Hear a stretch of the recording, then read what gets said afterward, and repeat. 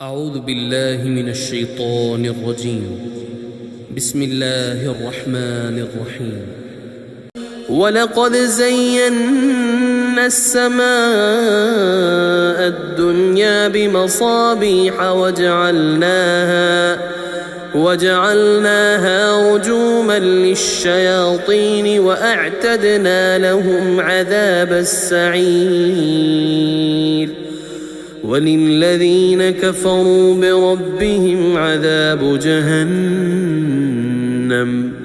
وَبِئْسَ الْمَصِيرُ۔ السلام علیکم۔ گزشتہ جو سبق تھا اس میں ہم نے آسمان کے بارے میں پڑھا تھا، آسمان کے مختلف طبقے کیسے ہوتے ہیں اور وہ کیسے ہماری زندگی سے ریلیٹ کرتے ہیں، کیونکہ اللہ تعالیٰ بلا وجہ بار بار ایک اسی نیلے آسمان کا ذکر نہیں کرتا۔ قرآن میں جسے ہم صبح و شام دیکھتے ہیں، ہر دفعہ آسمان کا ذکر ایک نیا معنی لیے ہوتا ہے، ہم بس ٹھہر کے سمجھتے نہیں ہیں۔ آج کی آیت میں ایک دفعہ پھر آسمان کا ذکر آیا ہے اور یہ ذکر بھی بہت دلچسپ ہے۔ اب ہم تدبر اور تفکر کے ایک نئے سفر پر نکلیں گے، کیونکہ آج کا سبق پڑھ کے جب آپ اٹھیں گے تو آپ وہ انسان نہیں ہوں گے، کیونکہ علم کا ہر نیا قطرہ جو ہم اپنے اندر اتارتے ہیں وہ ہمیں ری شیپ کرتا ہے، یعنی ہماری سوچ کو ہلکا سا بدل دیتا ہے۔ ہم مٹی کے بنے لوگ ہیں، کمہار کے ہاتھوں میں مٹی کے برتن کو کبھی بنتے دیکھا ہے؟ وہ گھومتے ہوئے برتن پہ مٹی کا اضافہ کرتا جاتا ہے اور برتن کی شکل نکلتی آتی ہے۔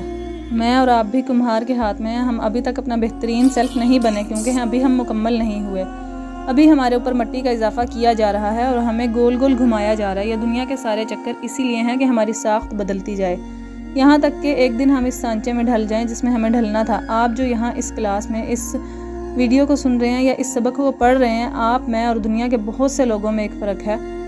آپ نے خود کو کمہار کے ہاتھوں میں دے دیا، بہت سے لوگ نہیں دیتے، ضد پہ جمے رہتے ہیں۔ آپ صرف تبھی بدلیں گے جب آپ کمہار پہ بھروسہ کر کے اپنا آپ اس کے حوالے کر دیں گے اور کہیں گے کہ بدل دو مجھے، جہاں کمی ہے وہاں اضافہ کر دو، جہاں زیادتی ہے وہاں سے کاٹ ڈالو مجھے۔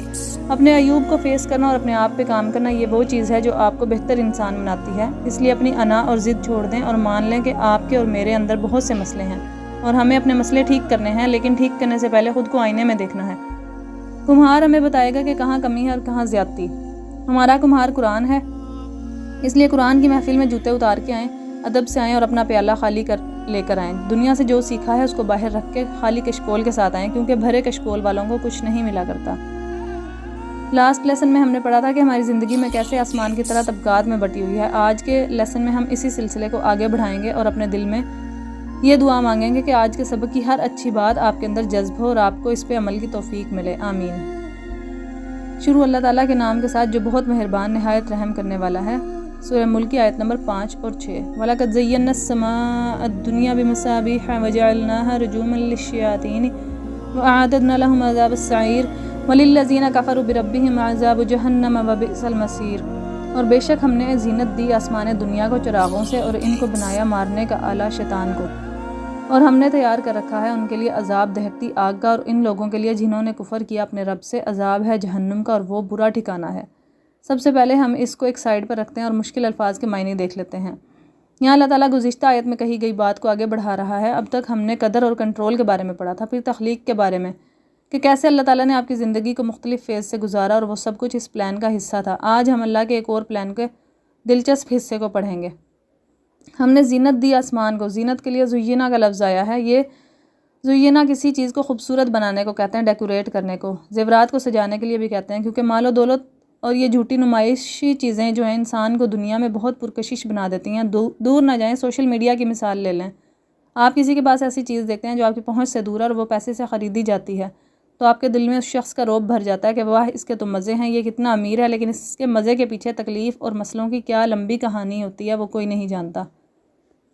وَلَقَدْ زَيَّنَّا السَّمَاءَ الدُّنْيَا، ہم نے زینت دی آسمان دنیا کو۔ اگلا ہمارا لفظ جو ہے وہ ہے دنیا۔ اب آپ سوچیں گے کہ بچپن سے معلوم ہے دنیا کیا ہے، ہماری ارتھ، ہماری زمین، یہ دنیا جس میں ہم ہیں، اس میں تدبر کی کیا بات ہے، لیکن یہی تو عربی کی خوبصورتی ہے۔ دنیا کا لفظ دال، نون اور واو سے نکلا ہے، جو کہتے ہیں قریب کی کسی چیز کو، کسی کے قریب آنے کو، نزدیک آنے کو۔ اسی سے لفظ ادنا بھی نکلا ہے۔ اعلیٰ اور ادنا کے الفاظ آپ نے پڑھے ہوں گے۔ آپ نے دنیا اور ادنا ایک ہی روٹ سے نکلے ہیں۔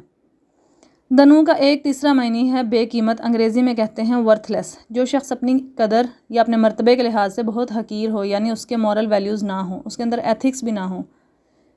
دنیا کا لفظ دال نون واو سے بنا ہے، یعنی وہ جگہ جو قریب کی ہے، جو جگہ کمتر اور حقیر ہے، جو اپنی اخلاقیات اور اقدار کے لحاظ سے بہت ادنا ہے، جو اس قابل نہیں کہ اس سے محبت کی جائے، یہ ہے دنیا۔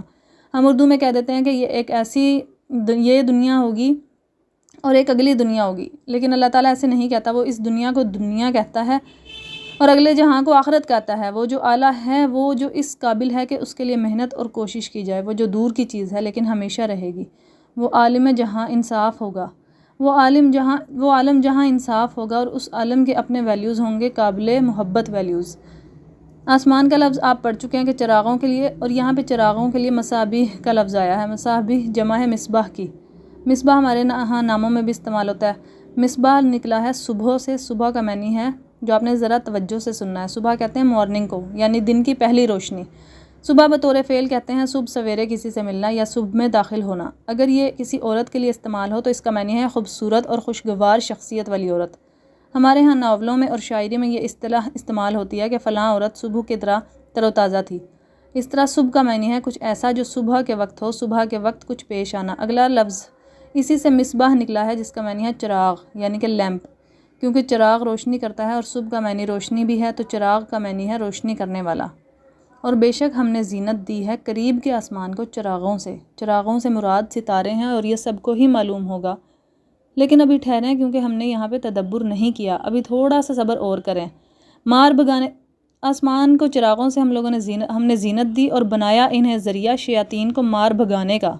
مار بھگانے کا ذریعہ کے لیے جو استعمال ہوا ہے لفظ وہ رجومہ ہے، یہ رجم سے نکلا ہے۔ آپ نے اکثر سنا ہوگا کہ زنا کرنے والے شادی شدہ مرد یا عورت کی سزا رجم ہوتی ہے، یعنی پتھر مار کے ہلاک کرنا۔ اب آپ کے اندر کی سوشل میڈیا جنریشن یہ کہے گی کہ اتنی خوفناک سزا، لیکن یہ سزا ان کو ملتی تھی جن کے زنا کے اوپر 4 گواہ ہوتے تھے، جو کہ ممکن ہی نہیں تھا، یا وہ جو 4 دفعہ اپنے خلاف خود گواہی دے کے اعتراف کر لیں، یہ دونوں چیزیں ممکن نہیں ہوتی تھیں۔ ایسی سزا اس لیے رکھی گئی تاکہ سزا نہ دی جائے اور لوگ ایک دوسرے کے اوپر ایکسٹرا میریٹل افیئرز کے الزام نہ لگائیں، اور شدید کیسز میں اگر کسی کو سزا مل بھی جائے، یعنی 4 لوگ گواہ مل جائیں، تو اس کی سزا سارے معاشرے کے لیے عبرت ہو، کیونکہ شادی شدہ کا زنا کرنا نہ صرف اس کے پارٹنر کے لیے دھوکہ دہی کا کام ہے، بلکہ یہ پورا خاندان تباہ کر دیتا ہے۔ اور زنا صرف ایک فعل نہیں ہوتا، زنا شروع ہو جاتا ہے جب آپ اس راستے کے قریب جاتے ہیں۔ اللہ تعالیٰ نے یہ نہیں کہا کہ زنا نہ کرو، قرآن میں یہ کہیں نہیں کہا گیا، بلکہ کہا ہے کہ زنا کے قریب بھی مت جاؤ، کیونکہ ایک دفعہ آپ اس راستے پہ چل نکلے تو آگے آپ ایک دم سے گر جائیں گے اور پھر واپسی ممکن نہیں ہوگی۔ آپ نے زنا کے پہلے سٹیپ پہ بچنا ہے، لیکن شیطان آپ کو کہتا ہے کہ نہیں، خیر ہے، تنہائی میں بات کرنے سے کیا ہوتا ہے، کون سا تم دونوں ایک دوسرے کو ہاتھ لگا رہے ہو، خیر ایک دفعہ ملنے سے کیا ہوتا ہے، یا پبلک پلیس پہ ہی تو ملنا ہے، کچھ نہیں ہوتا۔ پھر ایک سٹیپ لیتے ہیں، پھر دوسرا سٹیپ، پھر تیسرا سٹیپ۔ یہ ایک ایسی دلدل ہے جس میں انسان پھنس جاتا ہے اور نکل نہیں سکتا۔ اس لیے اگر آپ اس طرح کے کسی راستے پہ چل نکلے ہیں تو ابھی سے اپنے قدم پکڑ لیں۔ یہ راستہ تنہائی کی باتوں سے شروع ہو کے زنا پہ ختم ہوتا ہے۔ یہ راستہ صرف ذلت اور رسوائی کا راستہ ہے، یہ آپ کو رسوا کرے گا اور صرف رسوا کرے گا۔ واپس پلٹ آئیں، دل کو تکلیف ہو جائے گی، لیکن کوئی بات نہیں، دل ہے ہی ٹوٹنے کے لیے، جتنی دفعہ ٹوٹ جائے ہر دفعہ ڈھیٹ بن کے ٹھیک ہو جاتا ہے۔ میں نے ایک دفعہ اپنی دوست کے گھر دیکھا کہ 2 بچیاں کام کرتی تھیں، دونوں بہنیں تھیں، اور ان کی جو والدہ تھی اس کی ڈیتھ ہو چکی تھی۔ تو میری جو فرینڈ تھی وہ اس نے اپنے دونوں بچیوں کے سر پہ ہاتھ رکھا، ان کو پڑھانا بھی شروع کیا۔ اب دونوں میں سے ایک بچی بہت اچھی تھی کام میں، اور ایک بچی تھی جو مطلب کام اتنا زیادہ نہیں کرتی تھی۔ ایک بچی کو اچھے طریقے سے پتہ تھا کہ اس کو کیا چیز کا ریکوائرڈ ہے، جبکہ دوسری بچی جو ہے وہ چھپ چھپ کے محلے کے دوستوں سے، لڑکوں سے اس نے دوست بنا لیے تھے، اور ان میں سے کسی نے اس کو موبائل بھی دے دیا تھا۔ جب میری دوست کو معلوم ہوا تو اس نے سختی شروع کی اور ان کا رابطہ ختم کروا دیا، لیکن جو وہ بچی تھی وہ کسی نہ کسی طریقے سے اس لڑکے سے ملنے کے بہانے ڈھونڈتی تھی، جیسے کوئی پرندہ کفس میں پھڑپھڑا رہا ہوتا ہے، ویسے ہی وہ بھی اپنے پر مارتی تھی۔ اس کی بہن اس سے مختلف تھی، وہ کام پہ فوکس کرتی تھی، وہ سارا کام سیکھ گئی، گھر سنبھالتی تھی، ساتھ ہی اپنی پڑھائی کرتی تھی۔ تو میری جو دوست تھی اس نے ایک بڑی دلچسپ بات کی، اس نے کہا کہ جو لڑکی کام پہ فوکس کرتی ہے وہ اس لیے ایسی ہے کیونکہ اس کا دل آزاد ہے، وہ اپنی زندگی کی مالک ہے، کسی لڑکے نے اس کی آنکھوں کے آگے دیوار کھڑی کر کے اسے مفلوج نہیں کر رکھا، جبکہ دوسری لڑکی جس کا دل لڑکے میں اٹکا ہوا ہے وہ قید ہے، اس کا ذہن خالی نہیں ہے، اس کے ذہن کی ساری کریٹیوٹی اس لڑکے سے ملنے کے بہانے پلان کرنے میں لگی ہوتی تھی۔ اس کو لڑکے سے باتیں کرنے کا نشہ تھا، اور نشہ ٹوٹتا ہے تو تکلیف ہوتی ہے۔ یہ قصہ اس لیے بتا رہی ہوں کیونکہ آپ میں سے کسی نہ کسی کو اس ریمائنڈر کی ضرورت ہوگی، کیونکہ جب بھی آپ اس راستے پہ نکلیں گے آپ کی روح قید ہو جائے گی۔ اس لیے مرض عشق سے اللہ کی پناہ مانگا کریں۔ بہت سے بزرگ اور علماء اس مرض سے پناہ مانگتے ہوتے تھے۔ کیونکہ جہاں آپ کی شادی ابھی فوراً نہیں ہو سکتی وہاں خود کو قید نہ کریں، نکلیں اس سے۔ رجم کے لفظ پہ واپس آئیں۔ رجم کا معنی ہے پتھر مار کے کنویں کے لیول کی پیمائش کرنا، مطلب فعل میں آتا ہے، تو یہ ایک طریقہ ہوتا ہے کہ پانی کی گہرائی چیک کرنے کا۔ اسی طرح رجم کہتے ہیں پتھروں کا ڈھیر جمع کرنے کو، یعنی آپ ایک جگہ پتھر مارتے جائیں اور وہاں ڈھیر لگ جائیں، اسی سے رجم کا معنی نکلا ہے۔ پتھر مار مار کے کسی کو ہلاک کر دینا، یعنی وہ شخص پتھروں کے اندر دب کے مر جائے۔ اس کا ایک اور معنی ہے کہ پتھر مار کے دور بھگا دینا۔ رجم یعنی کہ شوٹنگ سٹارز کو بھی کہتے ہیں، یعنی وہ تارہ جو ٹوٹ کے کہیں گرتا دکھائی دے رہا ہو، اس کو شہاب ثاقب بھی کہتے ہیں، اور یہی اس آیت میں کہا جا رہا ہے کہ جو مصباح آسمان دنیا کی زینت کے لیے لگائے گئے ہیں وہ شیاطین کو دور بھگانے کا ذریعہ بنائے گئے ہیں۔ یہاں تک سب کو سمجھ آ گیا ہوگا۔ اس کے بعد ہے وَأَعْتَدْنَا لَهُمْ عَذَابَ السَّعِيرِ، اور ہم نے تیار کر رکھا ہے ان کے لیے عذاب سعیر۔ تیار رکھنے کے لیے اعتدنا کا لفظ آیا ہے جو عتد سے نکلا ہے۔ یہ ایسی جگہ یا کنٹینر کو کہتے ہیں جس میں انسان اپنی قیمتی چیزیں اور جنگی ساز و سامان، جس میں گھوڑے وغیرہ بھی، ان کو سب محفوظ جگہ پہ رکھتا ہے، چاہے کوئی اسٹور روم ہے یا کوئی صندوق یا خزانہ جمع رکھنے کو بھی کہتے ہیں۔ جیسے انگریزی میں اس کو کہتے ہیں to have something in store for you. عذاب سعیر سے کیا مراد ہے؟ اس کا مطلب عذاب کا مطلب عذب سے نکلا ہے، اور یہ مٹھاس کو بھی کہتے ہیں، مٹھاس چھیننے کو بھی کہتے ہیں۔ یہ سعیر سار سے نکلا ہے، اور اسی طرح سار کہتے ہیں بھڑکتی ہوئی شدید آگ کو، بہت اونچی تیز آگ، اور اس کا دوسرا معنی ہے شدید پیاس، شدید تھکاوٹ۔ آج کے سبق کی جو آخری آیت ہے وہ ہے وَلِلَّذِينَ كَفَرُوا بِرَبِّهِمْ عَذَابُ جَهَنَّمَ وَبِئْسَ الْمَصِيرُ، اور ان لوگوں کے لیے جنہوں نے کفر کیا اپنے رب سے عذاب ہے جہنم کا، اور کتنا برا ٹھکانہ ہے وہ۔ کفر کا معنی ہم بہت پہلے بھی پڑھ چکے ہیں۔ کفر کہتے ہیں کسی چیز کو چھپا دینے یا ڈھانپ دینے کو، جیسے کسان فصل میں بیج کو چھپا دیتا ہے، اسی لیے کسان کو کافر کہتے ہیں۔ شریعت میں کفر کا مطلب ہے حق کو چھپا دینا۔ ہمارا آخری لفظ جہنم ہے، اس کا کوئی روٹ ورڈ نہیں، جہنم ہے، یہ عبرانی زبان سے مستعار کردہ لفظ ہے، اور بعض کا کہنا ہے یہ فارسی میں بھی پایا جاتا ہے۔ سب لوگوں کو ایک دفعہ دعا پڑھ لینی چاہیے، اللہم اجرنا من النار، اے اللہ ہمیں آگ سے محفوظ رکھنا۔ جب بھی جہنم کا ذکر آئے یہ دعا لازمی پڑھا کریں۔ اب ہم تدبر کے سفر پہ چلتے ہیں کہ اللہ تعالیٰ ہماری آج کی آیات میں کیا فرما رہے ہیں۔ یہ کہ ہم نے آسمان دنیا کو ستاروں سے زینت بخشی، اور ان ستاروں کو ذریعہ بنایا شیاطین کو مار بھگانے کا۔ لفظی معنی کی تفصیل پہلے دیکھتے ہیں۔ ہوتا یہ کہ کاہنوں، نجومیوں اور جادوگروں کے پاس جنات قبضے میں ہوتے ہیں، اور وہ ان جنات کے ذریعے مستقبل کا حال معلوم کرنے کی کوشش کرتے ہیں۔ یہ جنات یعنی شیاطین آسمانوں پہ جاتے ہیں اور کان لگا کے فرشتوں کی باتیں سنتے ہیں۔ فرشتے اللہ کی وہ مخلوق ہیں جو اللہ کے حکم کے مطابق اللہ کی مکتوب تقدیر کو لاگو کرنے کا انتظام کر رہے ہوتے ہیں۔ جیسے اس دنیا کے کچھ اصول ہیں جن پہ دنیا چلتی ہے، ویسے ہی اوپر والے جہاں کے بھی کچھ اصول ہیں۔ بہت سے کاموں کا انتظام فرشتے سنبھالے ہوئے ہوتے ہیں، جیسے بارش برسانا، سور پھونکنا، کسی کی روح قبض کرنا۔ فرشتے یہ کام کرتے ہوئے جب یہ باتیں آپس میں ڈسکس کرتے ہیں، جیسے سمجھیں کہ ایک آرمی ہے اور ان کا کمانڈر اپنے نیچے والوں کو ہدایات دے رہا ہے کہ جاؤ فلاں کی روح لے آؤ اور اس کا ٹائم پہنچ گیا ہے، تو ایسے میں یہ شیاطین آسمان میں کچھ چھپ کر بیٹھنے والوں کی جگہوں پر بیٹھ جاتے ہیں اور ان کی باتیں سنتے ہیں۔ کسی کا نام سن لیا، کسی کی موت کا وقت سن لیا، زیادہ کچھ نہیں سن پاتے، اور یہ فرشتے ان کو دیکھ لیتے ہیں، اور یوں وہ فرشتے ان کے اوپر تارے توڑ کر مارتے ہیں، اور یہ شیاطین وہاں سے بھاگ جاتے ہیں اور وہ تارے ان کا پیچھا کرتے ہیں۔ جو شیاطین بچ نکلنے میں کامیاب ہو جاتے ہیں وہ نیچے جا کے اپنے نجومی یا جادوگر مالکوں کے کان میں مرغی کی طرح کرکر کر کے اس کی بات سنی سنائی بات جو ہے وہ سنی ہوئی بات میں 10 باتیں ملا کے بتاتے ہیں، اور نجومی اپنے کلائنٹ کو 20 یا 30 باتیں ملا کے بتاتا ہے اور اس سے پیسے بٹورتا ہے۔ یوں یہ سلسلہ ازل سے چل رہا ہے۔ جب بھی آپ کوئی شہاب ثاقب دیکھیں تو جان لیں کہ کسی شیطان کی کسی فرشتے کے ہاتھ شامت آئی ہے۔ یہاں تک سمجھ میں آ گیا کہ اللہ تعالیٰ نے بے شک شیاطین کو کھلی آزادی دی ہے آسمان میں آ کے چھپنے کی۔ اللہ چاہتا تو نہ ملتی ہے یہ آزادی، لیکن اللہ نے ان کو کھلا چھوڑا ہے۔ لیکن آگے بیان ہوا ہے کہ اس نے ان کے لیے تیار کر رکھا ہے شدید آگ کا عذاب، جس میں پیاس ہے، تھکاوٹ ہے، جنوں اور پاگل پن ہے۔ دلچسپ بات یہ ہے کہ جنات جب کسی انسان سے چمٹتے ہیں تو اس بیماری کو جنون کہتے ہیں۔ وہ بندہ پاگلوں جیسی حرکتیں کرتا ہے، اور ان کے لیے جو عذاب بتایا گیا ہے وہ سعیر کا عذاب ہے، جس کا مطلب ہے شدید پاگل پن، جیسا گناہ ویسی سزا۔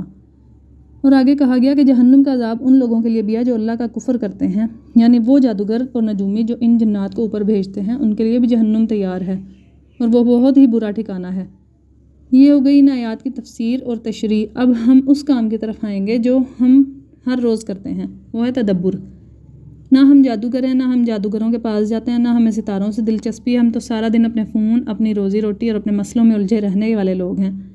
ہمیں کیا فرق پڑتا ہے کہ کوئی فرشتہ کسی جن کو شہاب ثاقب توڑ کے مار رہا ہے یا نہیں؟ ہمارے تو شہروں کا آسمان اتنا آلودہ ہو چکا ہے کہ رات کو تارے نظر ہی نہیں آتے. کچھ آئیے کہ ہم شوٹنگ سٹارز کو دیکھ پائیں. ہم اس حیات سے کیسے ریلیٹ کریں گے؟ ہمارا کیا تعلق؟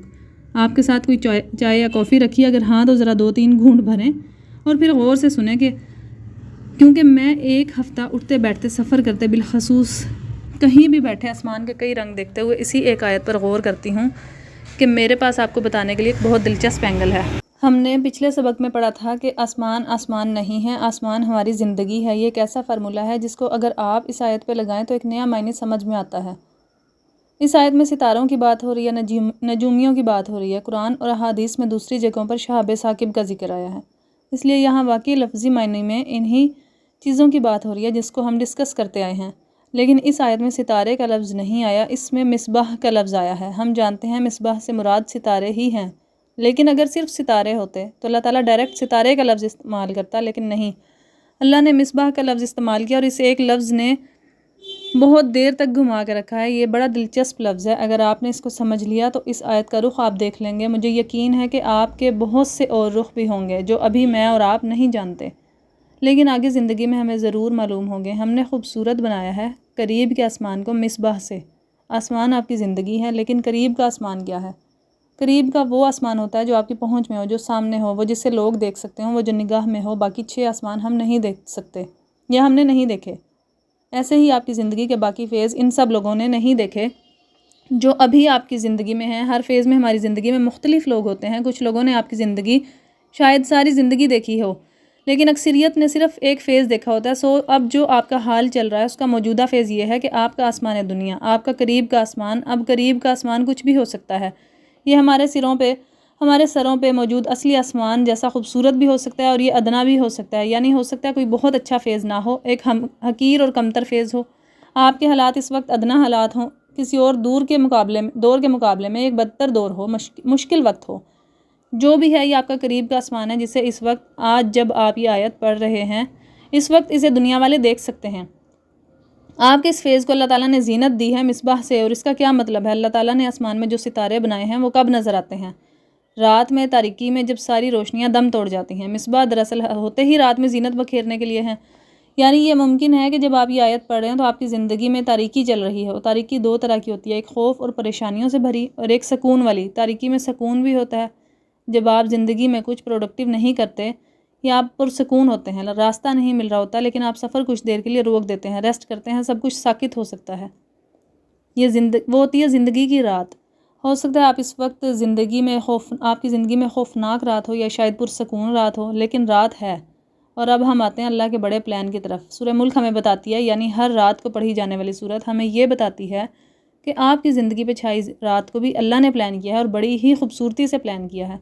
ہم سمجھتے ہیں کہ ہماری زندگی پہ جو تاریک بادل چھائے ہیں یہ ہماری اپنی وجہ سے ہیں، یا یہ ہماری بدبختی کی وجہ سے، یا ہم نے ٹھیک سے فلاں وقت فلاں کام نہیں کیا تھا اس لیے اب یہ حال ہے، یا ہم نے فلاں وقت غلط فیصلہ لیا تھا اس لیے اب ہم تاریکی میں بھٹک رہے ہیں. لیکن سورہ ملک ہمیں بتاتی ہے کہ ایسا نہیں ہے. یہ رات اللہ نے ایسی ہی پلان کی تھی. اور اس رات میں اگر آپ سر اٹھا کے دیکھیں تو آپ کی زندگی کے آسمان پہ کچھ ستارے چمک رہے ہیں. مصباح ایک ایسا لفظ ہے جس کے لیے ایک پوری پراپر 20-25 منٹ کی ویڈیو کے اندر اس کے اوپر ہم تدبر کر سکتے ہیں. اس لفظ کو سمجھنے کے لیے ایک الگ ویڈیو ریکوائرڈ ہے. یہ لفظ ڈیزرو کرتا ہے ایک علیحدہ سے ویڈیو.